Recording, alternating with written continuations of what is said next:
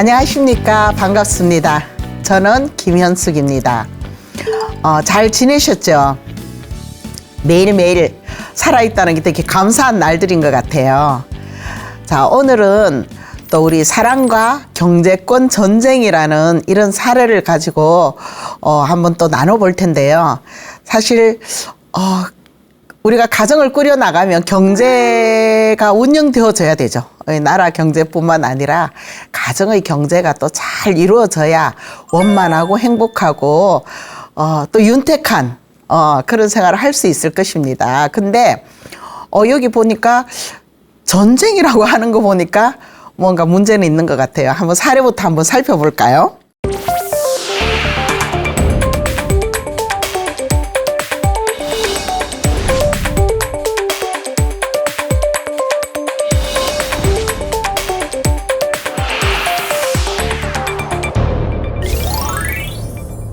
결혼하고 35년 넘게 함께 살아온 우리 부부는 오늘 또 여지없이 싸웁니다. 이유는 경제권 쟁탈전. 저희 가정의 경제권은 신혼부터 은퇴 전까지 아내가 도맡았습니다. 보통은 사실 아내들이 많이 맡으시긴 해요. 그죠? 자, 월급 타는 대로 아내 손으로 넘어가고 35년 넘도록 용돈만 받아 썼습니다. 꽤 오랜 시간 동안. 신혼인데 무엇인들 못해주리. 팥으로 매주를 쓴다 해도 믿고 싶고 그저 이쁜 사랑하는 내 아내인데 뭔들 못해주리. 다 가져 경제권 알아서 해 이런 거죠. 아내가 또한 경제권을 갖기를 원했기 때문에 뭐 말할 나위 없죠.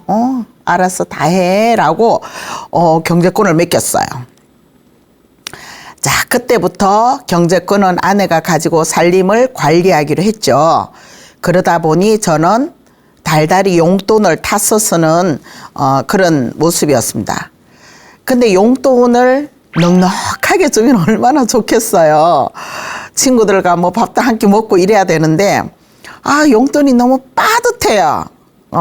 주는 용돈으로 한 달 생활하자니 동료 직원으로부터 늘 인색한 사람으로 낙인이 찍혔습니다. 함께 지내다 보면 사실 직장 집이라 해도 우리는 그 사회생활을 하면서 또 관계가 이루어지잖아요.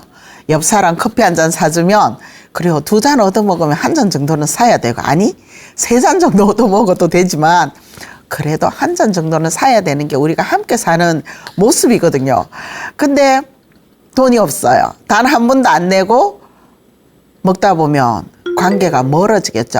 저 사람은 단 한 번도 커피를 사지 않아. 밥을 사지 않아.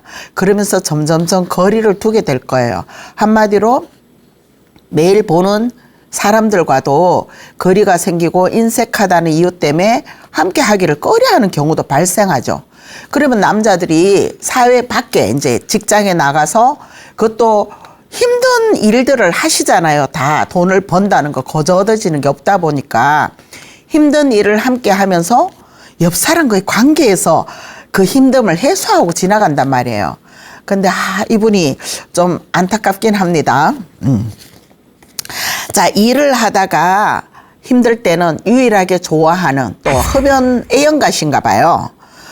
좋아하는 담배를 사서 피는 것도 아내 눈치 보느라 답답했고 친구들을 만날 때도 아내의 허락을 받고 용돈을 타서 만나야 하는 신세가 힘겨웠습니다. 그림이 좀 그려지시나요? 어떤 상황인지? 이분이 그래도 고급 기술직을 갖고 계셔요. 자, 기계를 고치는 기술직이라 월급이 적은 편은 아니에요. 아이들 둘을 낳아서 키우며 돈 걱정은 하지 않았는데 그렇죠. 이제 월급이 적진 않으니까 어느 순간 우리 가족 중에 평생 일을 한 저만 돈을 마음대로 쓰지 못하는 데 대한 억울함이 생겼습니다. 자녀 둘도 뭐 풍요로운 생활, 뭐 풍요롭다라는 게 기준이 또 다 다르겠지만 그래도 아이들이 원하면 원하는 거 다 해주잖아요. 이거 먹고 싶어 하면 이거 사주고 뭐 어머니께서 관리를 하시니까 자녀가 1순위일 수도 있고요. 아빠는 돈을 벌어오는 기계. 그래서 아빠 입장을 생각지 않고 자녀들에게는 뭐 원하는 것들을 뭐 노트북이면 노트북이다 뭐 다 해줄 수 있었겠죠. 그래서 자녀들은 어려운지를 잘 모르고 성장시켰어요. 근데 보니까 항상 돌았으면 또 돈은 내가 벌어서 집에 갖다 줬는데 이 자녀들은 나에게 또 살갑게 대해주지 않는 것도 또 있었어요. 그러니까 그냥 좀 힘든 순간순간들이 많으신 것 같아요. 자, 서울이 본가인 저는 이제 이 사례자분이 서울이 이제 본가예요. 또 지방보다는 서울이 또 여러 가지로 뭐 학교 생활, 학교를 쭉 지내면서도 그렇고 굉장히 또 지방하고는 또 차별화된 옛날이라도 그죠? 있었겠죠? 그러니까 키우는 게 시골스럽게 자라지 않고 그냥 세련되게 도시남으로 그렇게 잘 성장했을 거예요. 서울이 본가인 저는 3남매로 어린 시절 유복하게 믿음으로 성장했습니다. 그러니까 결국 이제 도심 생활에서 형제 자매들도 있어요. 3남매니까 잘 지내고 또 교육적인 문제가 시골보다는 또 다르잖아요. 그러니까 충분한 교육도 받고 누릴 거 잘 누리면서 성장하신 분이에요. 자녀를 양육하신 부모님은 매사에 배려심과 사랑으로 자녀를 대하셨어요. 그래서 그런지 저는 지나친 배려심으로 다른 사람에게 싫은 소리 한 번 못하고 좋은 게 좋은 거고 나만 좀 참으면 모든 것이 좋아진다고 생각하면서 이웃과 가족을 위해서 진짜 굉장히 이렇게 좋은 사람으로 머물러 계시는 거예요. 좋은 사람으로 머물러 있다는 것은 부모님이 그만큼 또 좋은 사람으로 키우기 위해서 아까 믿음으로 사랑과 신뢰와 뭐 이런 것들 다 겸비해서 잘 성장시켰던 거죠. 그래서 이 사례자분님은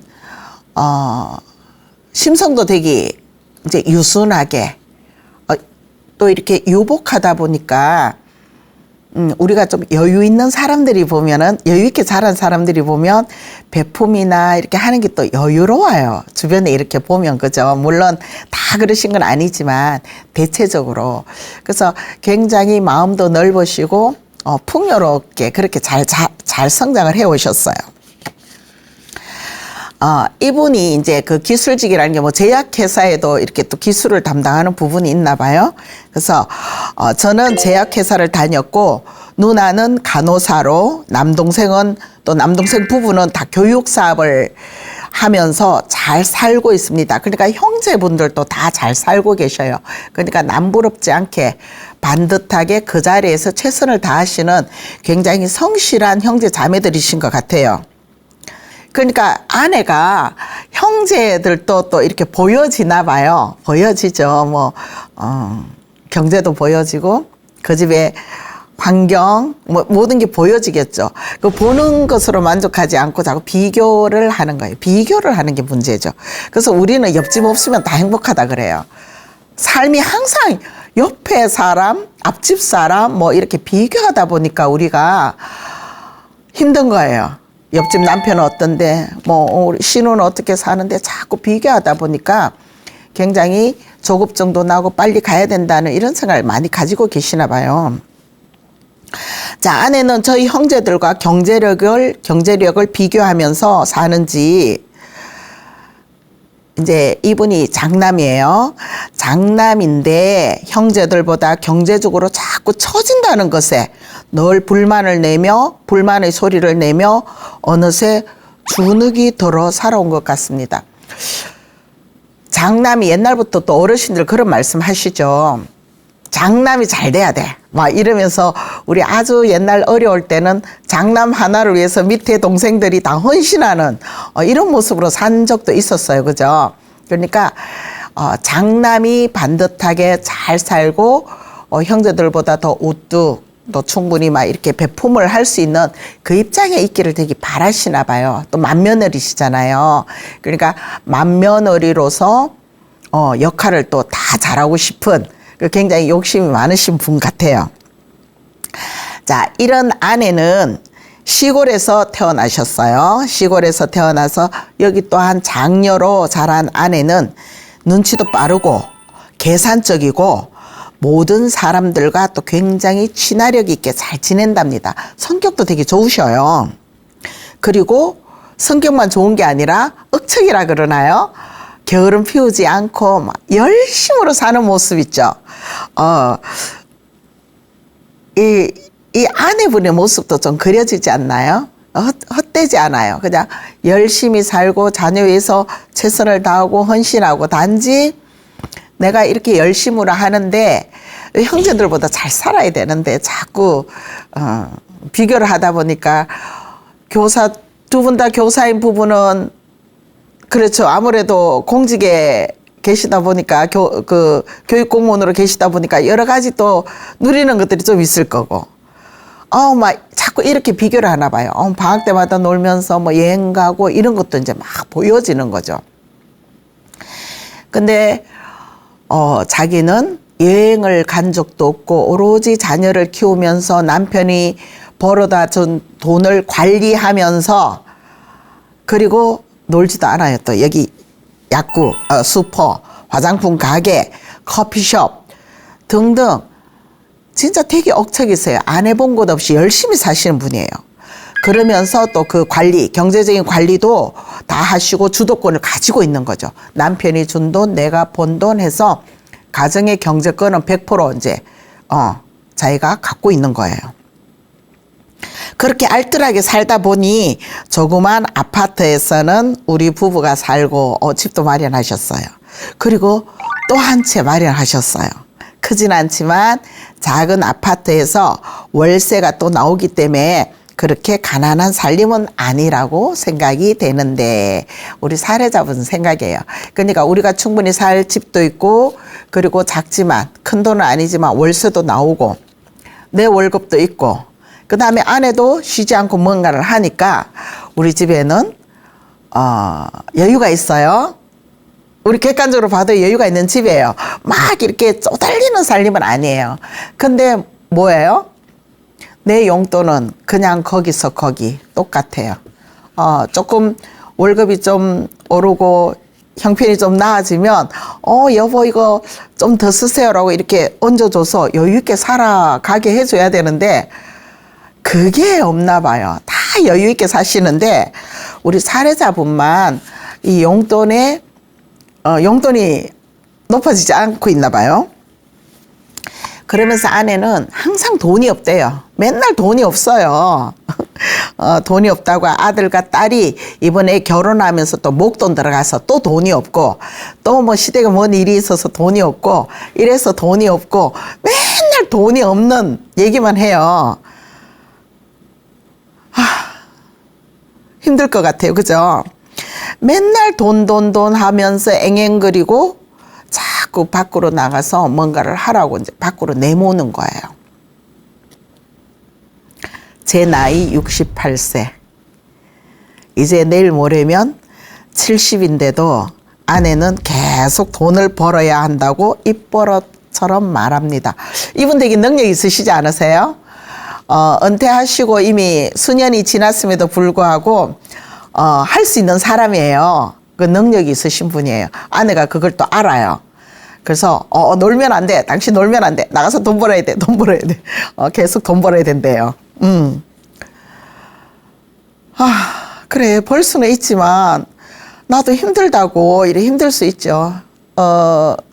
68 요즘 뭐 68이라도 청춘이시고 건강하면 뭐 그 연세도 안 보일 수 있고 또 일을 하고 있으면 덜 늙어지는 거는 사실이에요.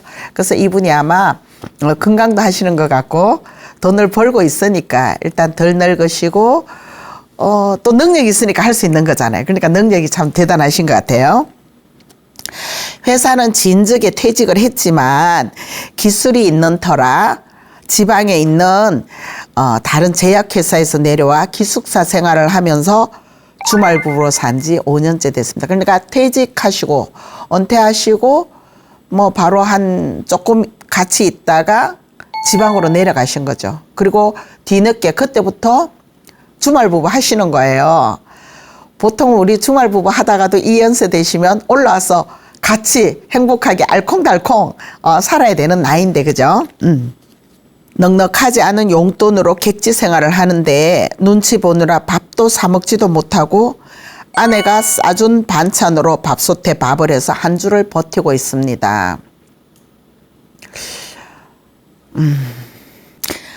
함께 이제 그 기숙사에서 함께 동료 있어요. 함께 방을 쓰는 나이가 10살이나 어린 동료 오씨를 보니 아내도 자주 내려와서 데이트도 하고 또 바깥에 가서 밥도 함께 사 먹고 그런 걸 보니까 부럽기도 하고 반면에 자기 신세가 너무 서럽고 처량하게 느껴지는 거예요.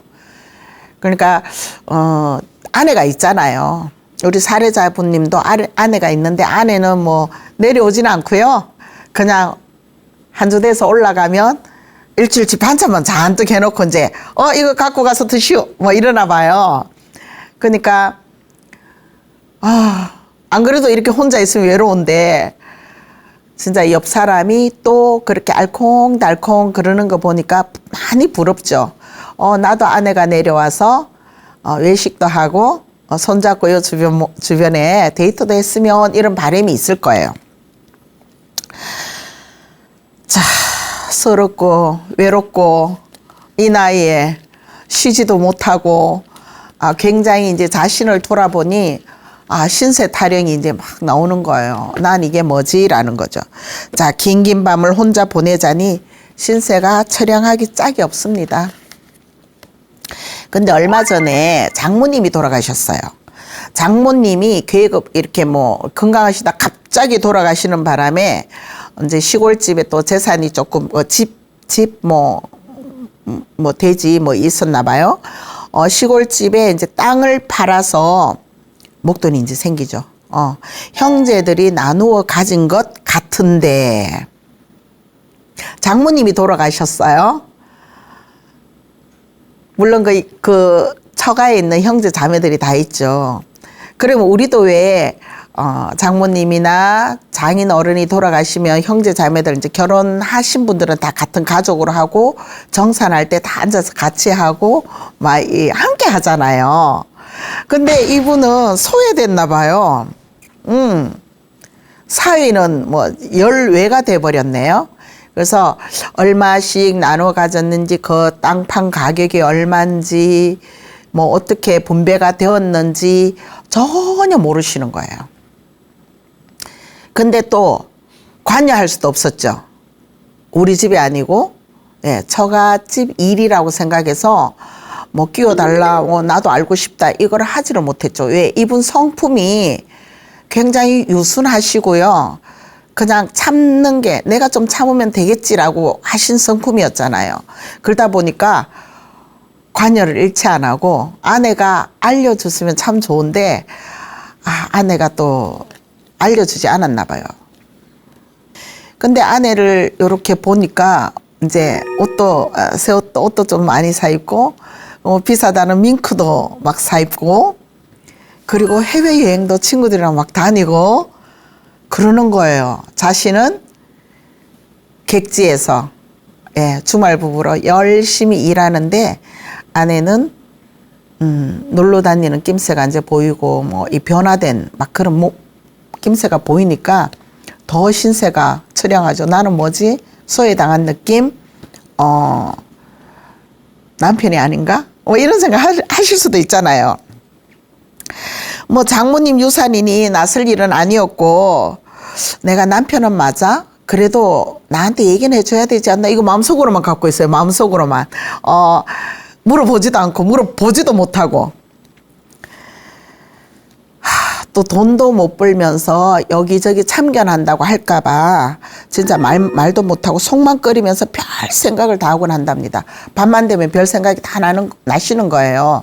사실 어떻게 살아야 되나 이거 뭐지 뭐 안 그래도 외롭잖아요. 객지에서 혼자 싸준 반찬으로 끼니를 해결하면서 자리에 누우면 무슨 생각인들 안 들겠어요. 우리 주변 친구들은 보니까 뭐 이래 여행도 간다고 하고 막 그러는데 그죠? 그리고 또한 친구가 많이 없어요. 왜요? 직장 생활을 그 긴 세월 동안 직장 생활하면서 인색하기로 소문이 났잖아요. 단 한 번도 뭐를 내가 베푼 적이 없으니까 어려운 일이고 힘든 일이고 있을 때 찾아와 주는 친구가 또 없죠. 우리가 보면 남자들은 사실 수직 관계로 그 관계가 형성이 되잖아요. 일할 때는 일하는 데서만 최선을 다하니까 그 수직 관계에서 놓여져 있다가 그때는 뭐 밑에 직원, 위에 상사 등등 뭐 이분도 꽤 높은 직급에 있으셨겠죠. 뭐 아래 사람 그 회사 생활을 할 때는 이 관계가 다 형성돼 있어요. 근데 이분이 용돈을 타서 쓰는 바람에 동창 모임 쉽게 갈 수 있나요? 허락받고 가야 돼요. 그리고 용돈도 오늘 동창회비 얼마 내야 된다. 요 정도 부족해. 얘기해서 탔어 가야 되는. 그러면 매번 걸음이 지쳐버리면 안 가게 되죠. 동창회 참여 안 해요. 사회에서 뭐 누군가를 만나도 함께 행할 수가 없어서 주변에 친구가 많이 없어요 또. 그러니까 얼마나 외롭겠어요. 누군가 함께 술도 나누면서 뭐 타령을 해도 신세 타령을 해야 되는데 술도 같이 나눌 친구 없어요. 뭐 담배. 그래서 이제 아주 담배만 아주 열심으로 사랑하면서 그렇게 사셨던 것 같아요. 자, 이분이 이제는 뒤늦은 나이지만 자기를 돌아보게 된 거예요. 자신을 돌아보니 몸이 아무리 건강하고 그렇다 해도 이런 노인이 다 돼가면 여러 가지 힘든 점이 많아요. 사실 볼 때는 건강하게 걷는다 하지만 걸음보도 처질 거고 내가 힘있게 다닌다 해도 여러 가지 에너지가 딸리는데 옆에서 으쌰으쌰 힘을 줘도 우리는 딸릴 수밖에 없는 어떤 그런 몸이 되어져 가고 있잖아요. 근데 외로움이라는 것, 그 다음에 소외됐다는 것, 내가 아버지인가 남편인가 뭐 이런 여러 가지 소외된 마음의 상처를 지금 막 이렇게 이제 가지고 있잖아요. 에너지가 더 소진되겠죠. 그래서 생각해 보니 이렇게 살아야 되나? 어떻게 해야 되지? 이렇게 살고 싶지 않아. 나 이제 이렇게 기계로 살고 싶지 않아. 근데 내가 열심히 기계를 해도 우리 기계에도 기름칠도 해주고 하잖아요, 사실은. 근데 그런 것 없이 너무 그냥 한 길로만 보고 열심히 살아온 자신이 굉장히 이제 안타까워 보이죠. 이렇게 자기를 보니까 왜 그렇게 살았니? 라고 이런 마음이 이제 들어 보입니다. 그래서 그만 쉬고 싶대요. 쉬어도 될 것 같아요. 제가 볼 때는, 그죠?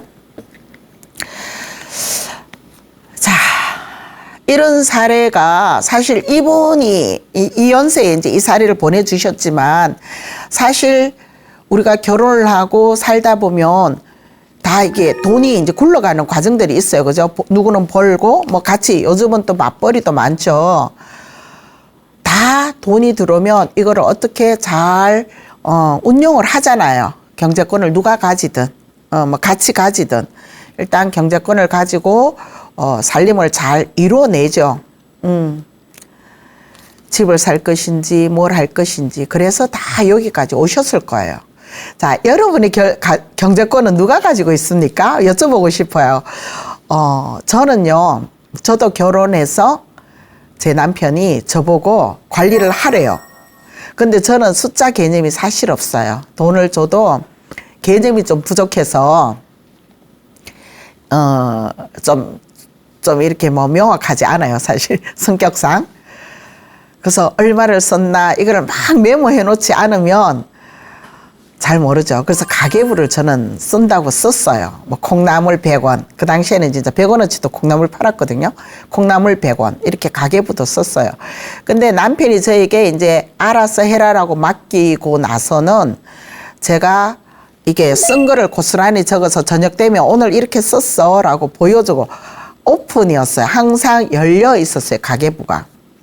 근데 문제는 저는 가계부를 열심히 쓰고 쓴 거를 적고 다 했어요. 근데 저한테 맡긴 이 모든 돈들은 바깥으로 이제 남편이 작은 이제 사업, 뭐 개인 사업을 했기 때문에 거기에 나가는 것까지 제가 이렇게 뭐 막 했었어야 돼요.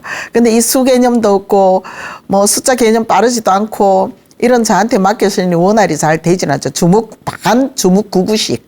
저한테 맡기는 게 아니었어요. 그렇다고 제가 헛되이 쓴 건 없었거든요. 애 키우고 그러는데 월말 이럴 때 돼서 이제 뭐, 돈을 이제 그 알바생 직원들 뭐 월급 줄 때 되면 돈이 항상 부족해요. 열심히 번 것 같은데. 그게 조금씩 쌓이니까 어느 날 그러더라고요. 돈 다 어쨌냐고 막 그러더라고요. 저 돈 그거 다 엉뚱한 데 쓴 거 없거든요. 친정에 쓴 것도 없고요. 제 자신을 위해서 옷도 번듯하게 사 입지 않았거든요.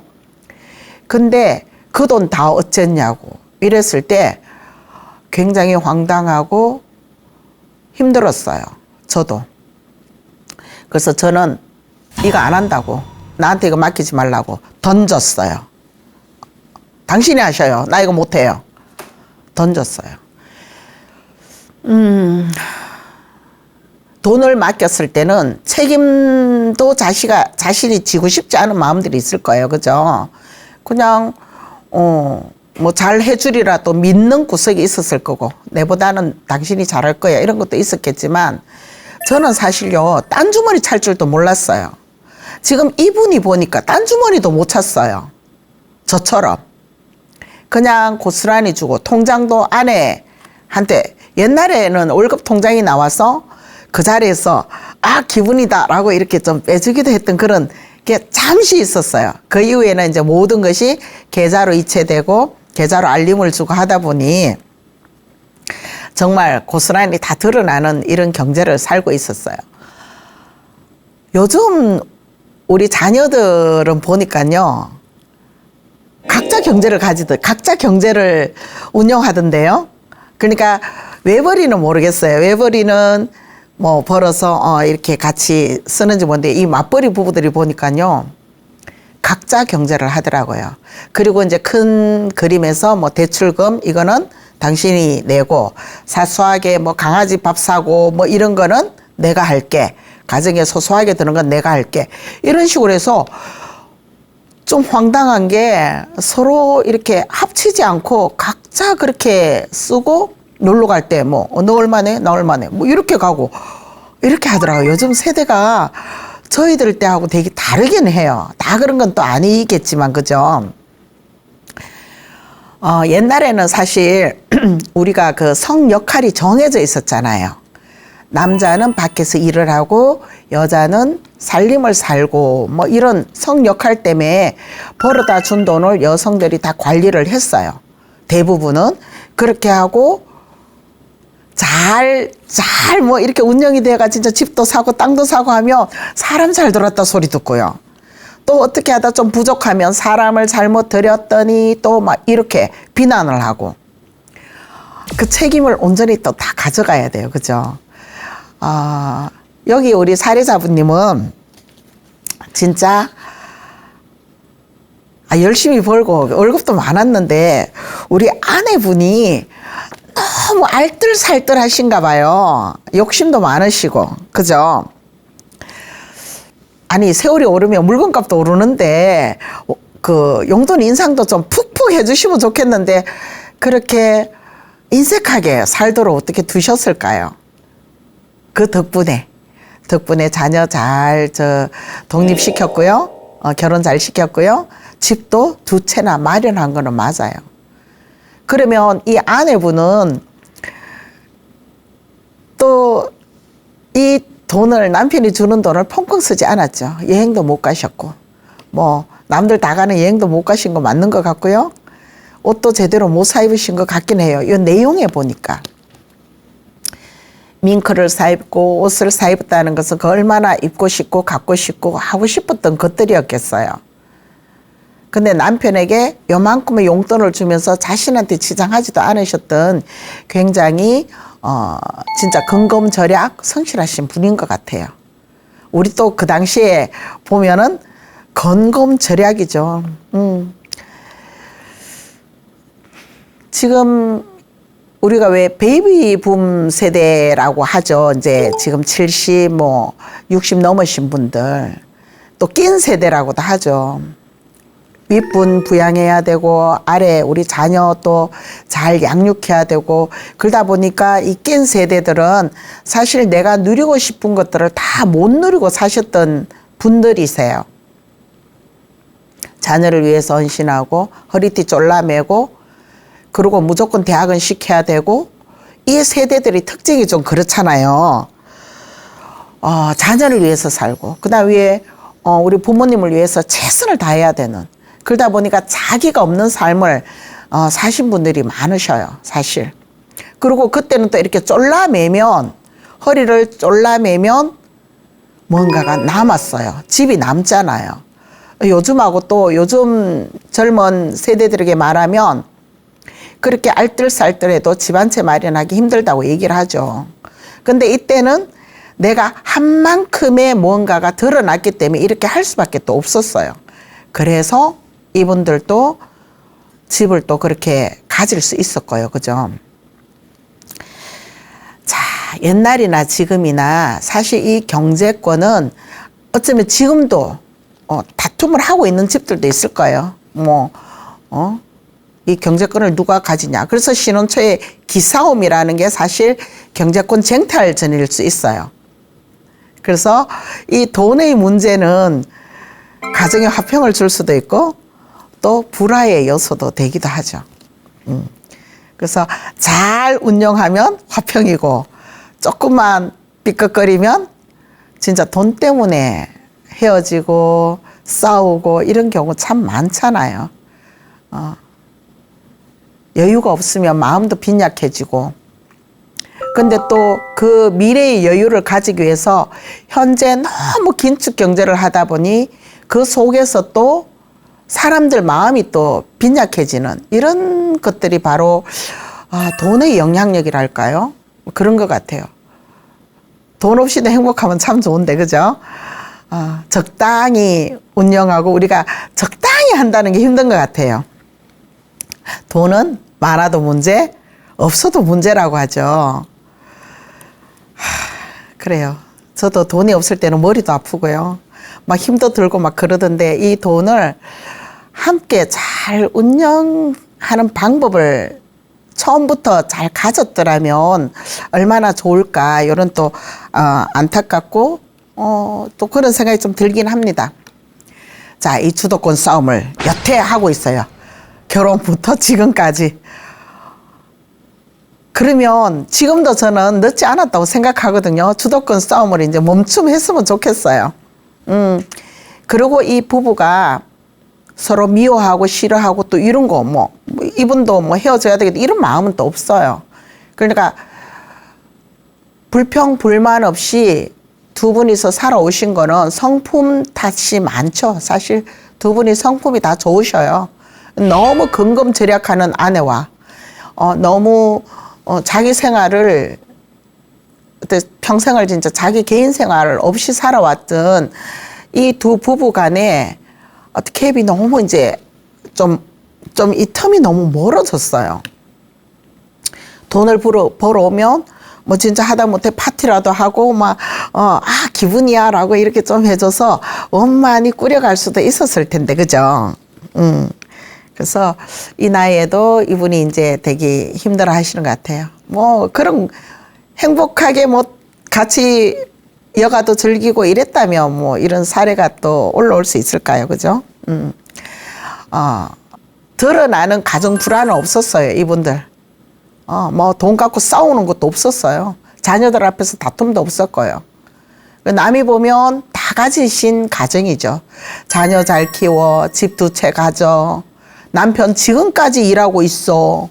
아내도 틈틈이 돈을 벌어. 건강해. 우리 객관적인 시각으로 보면 다 갖춘 집이죠. 나무랄 데가 없어요.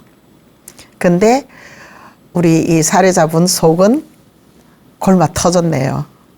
돈을 마음대로 써보지도 못하고 아마 두 분이서 같이 여행 간 적도 없으신 것 같아요. 여행도 안 가시고. 그러니까 보기에는 남이 볼 때는 행복해 보이고 다 갖춰진 가정으로 보였지만 실질적으로 이분이 이 나이 때까지 너무 힘들게 버텨오신 것 같아요. 지금 이제 또 이분에게 좀 평화로운 마음을 좀 허락해 주셨으면 좋겠어. 평화로울 수 있도록. 아내분도. 근데 아내분이 모를 수도 있어요. 왜? 남편분이 단 한 번도 나 힘들다. 뭐 용돈 팍팍 올려줘. 뭐 아니면은 용돈 안 주면 뭐 이렇게 우리 뭐라 그래요? 시위도 좀 하고 이랬어야 되는데 없었어요. 주면 주는 대로. 그래서 우리가 울어야 젖준다 하잖아요. 힘든 줄 몰라요. 그 돈까지 잘 사는 줄 알았어요, 아내분은. 왜? 단 한 번도 거기에 대해서 용돈이 작니 많니 뭐 크게 토를 달아본 적 없고, 단지 또 나갈 때 탔어요. 동창회 갈 때 얼마 줘? 그럼 또 군말 않고 그냥 이 정도면 되겠어? 또 주고요. 받아서 또 나가고요. 그래서 부부잖아요. 그러면 속내를 다 털어놓고 우리 어디 가서 얘기해요? 이웃집 가서 나 이렇게 살아 하겠어요? 그건 아니잖아요. 그러니까 가정에서 충분히 부부간의 대화가 필요했었고, 작은 거 나만 참으면 되는 아니에요. 나만 참다가 내가 또 어떻게 잘못되면 그것도 좋은 일은 아니잖아요. 이 참으면, 옛날에는 여자들이 화병 참아서 화병이 있다고 하지만 지금은 이렇게 남성분들도 화병이 생길 수 있어요. 우리나라의 아주 특별한 병이잖아요. 참는 데서 오는 건데 참는 게 최선은 아니라고 생각해요, 저는. 그래서 말씀을 하셨어야지. 그죠? 근데 지금까지는 지나간 거고요. 이제 어떻게 해야 될지 모른다고요? 쉬고 싶다고요? 그러면 말씀하세요. 쉬고 싶다고. 그죠? 충분히 말씀하셔서 나 너무 힘들었어. 그리고 당신과 같이 알콩달콩 살고 싶어. 우리 이제 아쉬운 거 없잖아. 우리 월세 나오는 거, 연금 나오는 거, 뭐 등등. 자녀들 다 이제 결혼했잖아. 우리끼리 이제 남은 삶을 좀 잘 지내보면 어떨까? 이렇게 말씀을 나누셔야 된다는 거죠. 바로 가정경제의 핵심 원칙은 협력이고 소통이라는 거죠. 그러니까 함께 가는 거죠. 너 관리해? 라고 잊어버리고 뭐 알아서 다 해. 이건 아니라는 거죠. 얼마를 어떻게 썼는지, 어디에 지출이 있었는지, 뭐 땅을 살 때 또 의논해야 되잖아요. 집 살 때 어디를 살 것인지. 다 대화와 소통이 필요한 거죠. 일방적으로 아내가 다 하지는 않으셨을 거예요. 그죠? 근데 더 많은 주도권은 이제 아내가 가지고 내가 여기 봐놨는데 이거 살까? 그러면 남편분은 괜찮아, 좋아, 뭐 이런 그 정도의 아마 대화가 있지 않았을까. 근데 가정은 돈만으로 이루어지는 건 아니고 그 깊은 이면에 서로의 부부에 대한 신뢰, 믿음, 사랑 이런 걸 깔고 가잖아요. 그리고 그 의견 존중해줘야 되고요.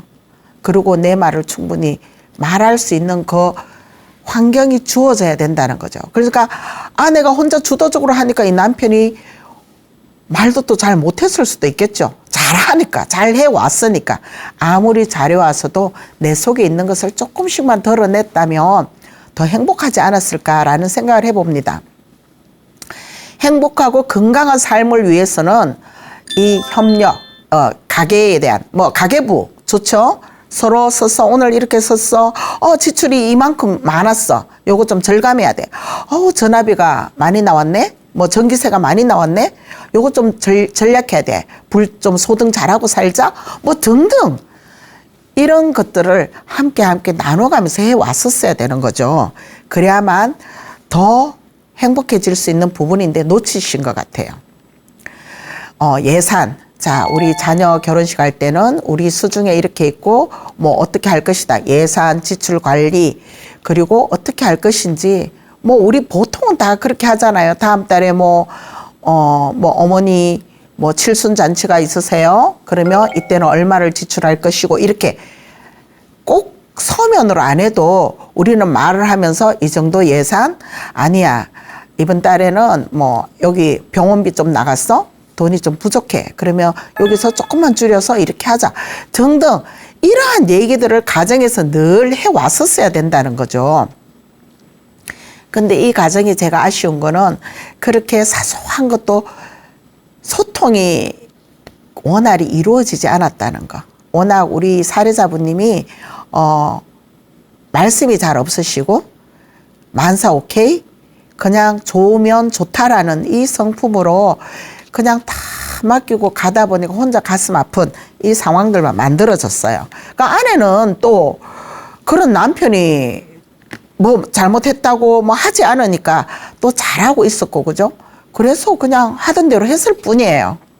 그런데 이렇게 쏘가리 하는 줄 알았을까요? 이제 아셨을 거예요. 이제 말을 좀 해주지라고 아마 말씀하실 거예요. 이렇게 돈뿐만이 아니에요. 모든 과정들을 우리는 다 함께 해 나가야 되는 게 사실이잖아요. 그래서 이거 딸도 알아야 되고 아들도 알아야 되고, 그죠? 자, 이제 기계로서 삶을 청산하고 싶으신 우리 사례자분님. 그렇죠. 나 힘들다고 얘기하세요. 힘들다고 얘기하시고요. 그리고 떨어져서 이제 외로움이 많잖아요. 그래서 근무지 좀 바꿔봤으면 좋겠어요. 저는 가까이서 그렇잖아도 말씀이 없으신 두 분인데 떨어져 있다 보면 몸이 멀어지면 마음도 멀어진다고 우리 황혼에 절개해야 될 이 시점에 점점점 담백하게 아주 진짜 메마른 낙엽처럼 살 수는 없잖아요. 촉촉함을 가지려면 일단 만나야 되죠. 가까이 있어야 되죠. 스킨십이 있어야 되죠. 함께 밥 먹어야 돼요.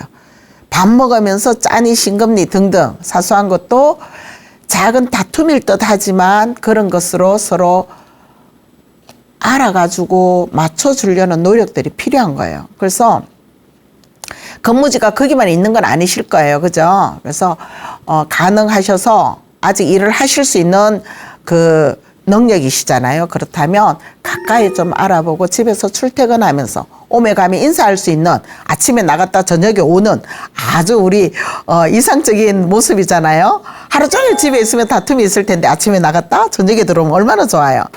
그리고 먹고 싶은 거 얘기하고 이렇게 아내와의 관계를 좀 회복시켜 갔으면 좋겠어요. 그리고 이제 부부로 살아야죠. 돈 버는 기계가 아니라 부부로 사셔요. 알콩달콩. 우리가 100세 시대예요. 지금 1원이면 아직 30년 더 살아야 되지 않아요? 근데 냉랭하게 가슬가슬 이렇게 살고 싶지 않아요. 그 젊은 50 부부 봤잖아요. 알콩달콩 외식도 하고 나가서 데이트하는 거, 그거 하면 돼요. 그래서 부부로 살기 위한 노력이 서로 필요해요. 근데 이 기간이 서로 이렇게 싫어하는 건 아니에요. 미워하는 것도 아니에요. 근데 무덤덤한 이 관계가 너무 오래 지속이 되었어요. 그래서 우리 둘이 회복하기가 좀 힘들 수 있어요. 안 하던 행동을 하려면 어색하잖아요. 그래서 또 다른 사람의 도움을 좀 받을 필요도 있어요. 그래서 관계 회복을 위해서 어떻게 해야 될지, 더 잘 행복하게 살고 싶어요. 주변에 보면요, 부부 상담, 이게 꼭 뭐 이혼 이유기에 와서 상담하는 건 아니에요. 더 잘 지내기 위한 상담도 충분히 해주시거든요. 그리고 이 아내가 왜 이렇게 돈에 집착하는지, 왜 이렇게 돈 하는지, 어쩌면 그 내면 세계, 어쩌면 어린 시절에 아기의 마음을 좀 꺼내서 들여다보면 왜 돈 타령을 했던가를 이해하면은 또 우리가 더 보다듬어 줄 수 있는 그런 것들이 마련되겠죠. 그래서 그런 아내의 마음도 좀 들여다보고요. 그리고 가족들과도 함께 좀 나누는 거. 딸들, 자녀들이 아빠에 대한 어떤 특별함이 없었잖아요. 그냥 주말이고 어디고 뭐 함께 하는 경우가 없었으니까. 지금이라도 뭐 함께 하는, 그래서 소외된, 나 분명히 가족 맞는데 가족이 아니었던 그 마음을 회복하셔야죠. 그래서 가족들 오라 해서 함께 식사를 나누는 이런 과정들 좀 가졌으면 좋겠어요. 늦지 않으셨거든요. 쉬세요. 쉬고 싶을 때 쉬시고, 그리고 지금 있는 것으로, 저는 사실 개인 사정 속내는 잘 몰라요. 그렇지만 열심히 사셨으니까 충분히 누리실 필요가 있는 것 같아요. 충분히 누리시고 아내와 많은 대화하시고 자녀들과 외식하면서 관계를 좀 더 돈독히 해줬으면 좋겠고요. 마지막으로, 그래도 옆에 있어서 감사하잖아요. 그래도 살림을 잘 살아주셔서 집이 또 있잖아요. 내가 거할 수 있는, 언제라도 갈 수 있는 집이 있음에 감사하고요. 어쨌거나 그 아내 덕분에 건강도 하고, 뭐 도시락 맨날 이거 반찬 싸줬으니까 든든한 식사로 인해서 또 건강할 수 있을 거예요. 그래서 우리가 부정적인 것보다는 그래도 또 이 지금쯤 그래도 감사한 것을 찾으면 또 무한히 감사한 게 나오거든요. 아내분이 너무 고마운 것들이 또 많이 와요. 자녀 잘 키운 것, 관리 잘해서 또 경제가 이 정도 있는 것. 전부 다 감사한 일이에요. 그래서 우리가 감사함으로 좀 아내를 바라보고, 아내 또한 남편을 바라볼 때 당신이 있어서 덕분에 라는 말을 하면서 감사함으로 서로 바라보면 뭐 상담소 안 가도 되긴 할 것 같아요. 감사해요. 몰라줘서 미안해요. 말씀을 하시지 그러셨어요. 등등의 얘기로 관계를 좀 많이 회복하셨으면 좋겠어요. 그래서 우리가 긍정적인 마인드만큼 모든 것을 다 이렇게 보다듬어 줄 수 있는 마음은 없는 것 같아요. 감사하고 고맙고 이 말을 늘 하고, 그리고 사랑해요라고 했을 때 아마 앞으로 30년은 행복한 시간이 쭉 이어지지 않을까요? 그리고 제가 봤을 때 더 감사한 거는 두 분 다 건강하시다는 거 정말 박수치고 칭찬해 드리고 싶어요.